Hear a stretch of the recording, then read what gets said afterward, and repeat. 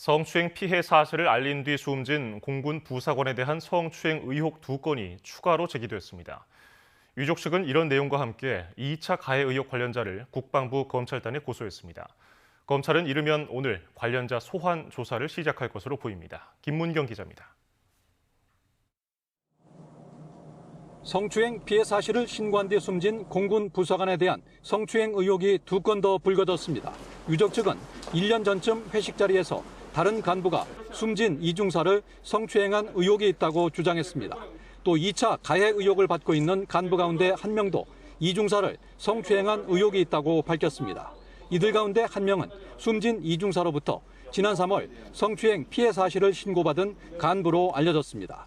유족 측은 이 같은 내용을 토대로 관련자 2명과 2차 가해 의혹 대상자 등 모두 3명을 국방부 검찰단에 고소했습니다. 이 사건 은폐의 중심에 서 있는 부사관 중에 한 명은 피해자를 직접 강제추행한 부분이 있어서 그 부분 고소장 제출하는 겁니다. 유족 측이 고소장을 접수하면서 2차 가해 의혹에 대한 수사도 속도를 내고 있습니다. 국방부 검찰단은 이르면 오늘부터 관련 인물들에 대한 소환 조사에 나설 것으로 보입니다. 숨진 이중사나 남자친구를 상대로 조직적으로 회유를 했거나 사건 은폐를 시도한 사실이 있는지 등이 주요 수사 대상입니다. 가해자와 피해자 분리 조치가 늦어진 배경과 구속된 장모 중사에 대한 수사가 2달이 넘도록 지지부진했던 이유 등도 도마에 오를 전망입니다.